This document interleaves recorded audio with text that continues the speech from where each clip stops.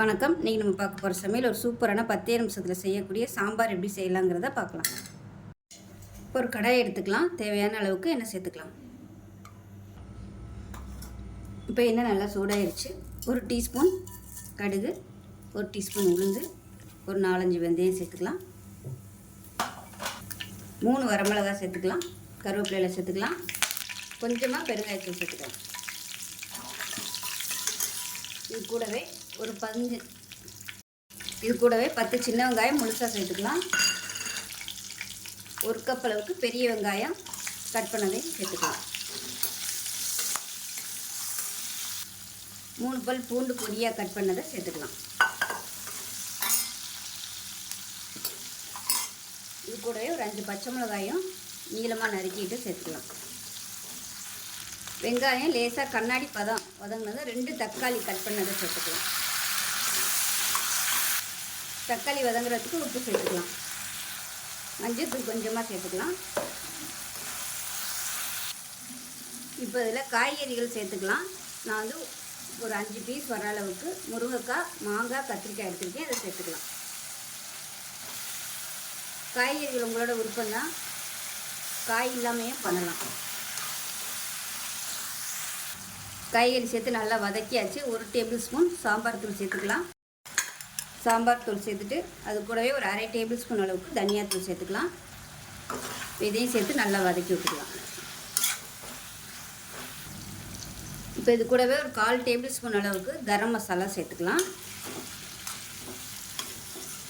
அப்படி இல்லைன்னா நீங்கள் தாளிக்கையில் ஒரு 2 துண்டு பட்டை சேர்த்துக்கோங்க.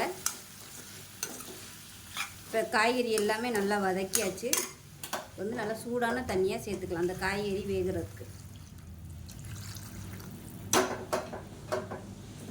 நல்லா கலந்து விட்டுட்டு இந்த முருங்கைக்காய், கத்திரிக்காய், மாங்காய் இது எல்லாமே நல்லா வேகட்டும். இப்போ இதில் பார்த்தீங்கன்னா நல்லா ஒரு 3 டேபிள் ஸ்பூன் அளவுக்கு பொட்டுக்கடலை லேசாக வறுத்துட்டு மிக்சியில் போட்டு நல்லா நைஸாக பொடிச்சிட்டு தண்ணி ஊற்றி கரைச்சி வச்சுருக்கிறேன். இப்போ எப்படி இருக்குன்னு பார்க்கலாம். இப்போ பாருங்கள், காய்கறி எல்லாமே நல்லா வெந்திருக்கும். இந்த ஸ்டேஜில் பொட்டுக்கடலை வந்து தண்ணியில் நல்லா கரைச்சி வச்சுருக்கேன். நல்லா கலந்து விட்டுட்டு இப்போ நம்ம இதில் சேர்த்துக்கலாம். சேர்த்துட்டு நல்லா திக்காய் வரும். தேவைப்பட்டால் இன்னும் கூட நீங்கள் தண்ணி சேர்த்துக்கலாம். சேர்க்குறதா இருந்தால் சுடு தண்ணியாக சேர்த்துக்கோங்க.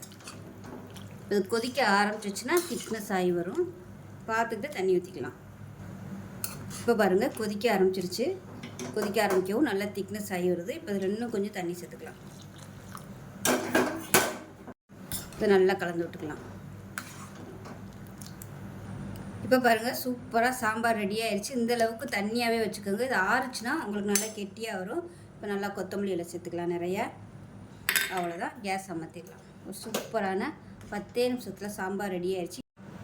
இந்த சாம்பார் இட்லி, தோசை எல்லாத்துக்குமே சூப்பராக இருக்கும். சாதத்தில் கூட நீங்கள் ஊற்றி சாப்பிட்லாம். நம்ம பருப்பு போட்டு எப்படி சாம்பார் வைக்கிறோமோ அதே டேஸ்ட்லேயே இருக்கும். வெறும் 10 நிமிஷம் தான். ஸோ இதே மாதிரியே செஞ்சு பாருங்கள். செஞ்சு பார்த்துட்டு எப்படி இருந்துச்சுங்கிறத சொல்லுங்கள். வீடியோ பிடிச்சிச்சின்னா லைக் பண்ணுங்கள், கமெண்ட் பண்ணுங்கள், சேனலை சப்ஸ்கிரைப் பண்ணுங்கள், பக்கத்தில் பெல் பட்டனையும் ப்ரெஸ் பண்ணுங்கள். நன்றி.